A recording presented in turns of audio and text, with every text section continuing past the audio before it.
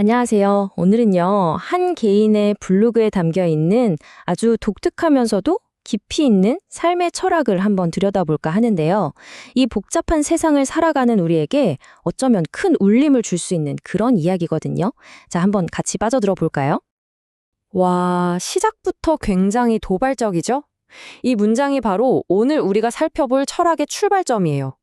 그러니까 저자는 우리가 너무나 당연하게 여기는 수많은 것들을 쓰레기라고 딱 잘라 말하면서 현대사회의 문제점을 아주 날카롭게 짚어내는 거죠.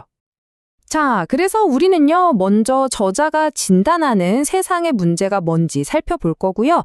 그리고 그 원인이라는 욕망의 덫을 분석해 볼 겁니다. 다음으로는 그에 대한 해법으로 제시되는 단순함의 기쁨, 그리고 구체적인 삶의 규칙들을 알아본 다음에 이 길이 궁극적으로 어디를 향하는지 함께 따라가 보겠습니다. 자, 그럼 첫 번째 이야기부터 시작해 볼까요? 저자는 도대체 왜 현대인들이 고통받고 있다고 생각하는 걸까요? 그가 내린 진단부터 한번 살펴보겠습니다. 여기서 진짜 흥미로운 게 뭐냐면요. 저자는 지식이나 예술, 문학 같은 것들조차 우리를 고통스럽게 하는 원인으로 보고 있다는 거예요. 이런 것들을 소비하려고 돈을 벌고 또 그 돈을 벌기 위해서 하기 싫은 힘든 일을 견디는 이런 악순환에 우리가 갇혀 있다는 거죠. 그리고 이 비유가 저자의 세계관을 정말 잘 보여주는 것 같아요.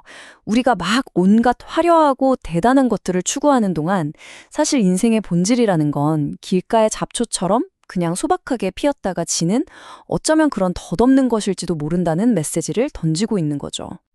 자, 그렇다면 우리를 이 끝없는 악순환에 가두는 근본적인 원인은 뭘까요? 저자는 그 답을 바로 욕망에서 쳤습니다.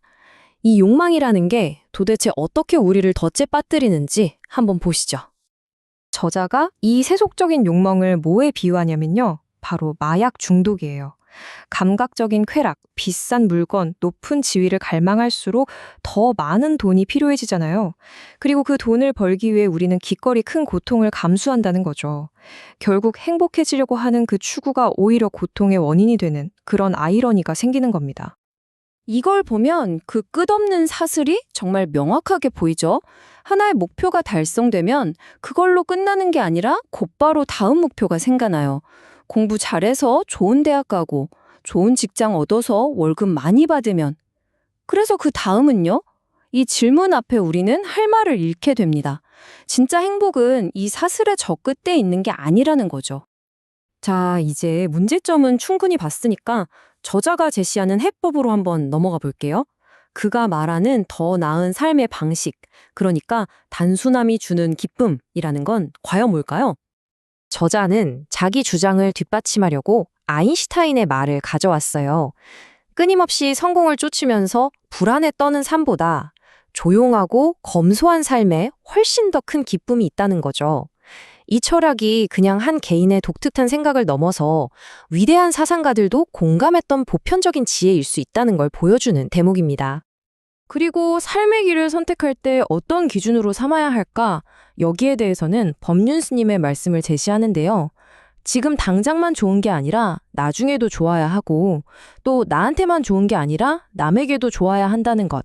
바로 이 단순한 원칙들이야말로 균형 잡히고 이로우면서 또 오래 지속될 수 있는 삶의 진짜 토대가 된다는 겁니다. 자, 이제 이 철학에서 가장 실용적인 부분, 그러니까 그래서 뭘 어떻게 해야 되는데 하는 부분으로 들어가 볼게요.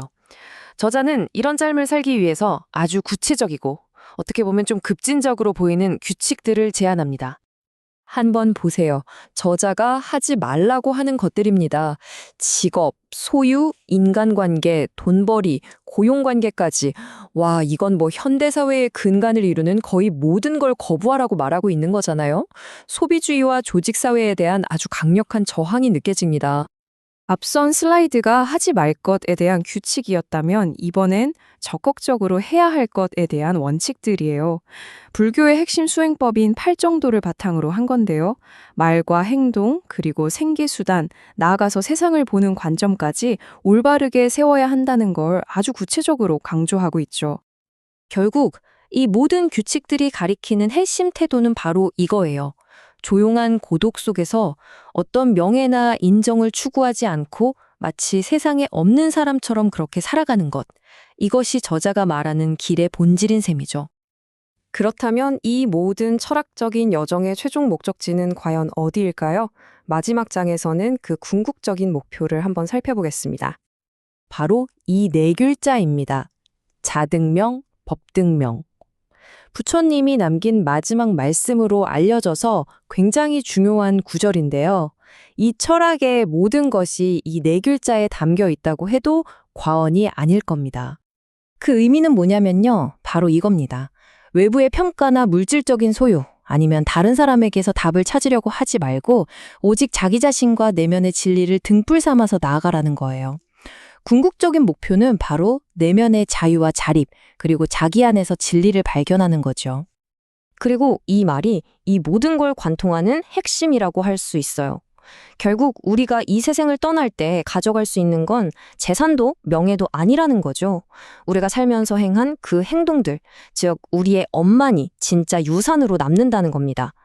무엇을 가졌는지가 아니라 어떻게 살았는지가 중요하다는 아주 강력한 메시지입니다.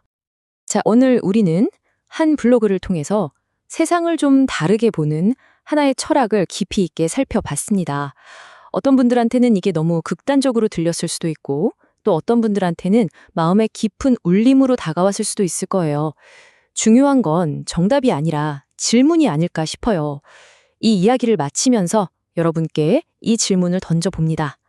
당신의 길은 무엇입니까?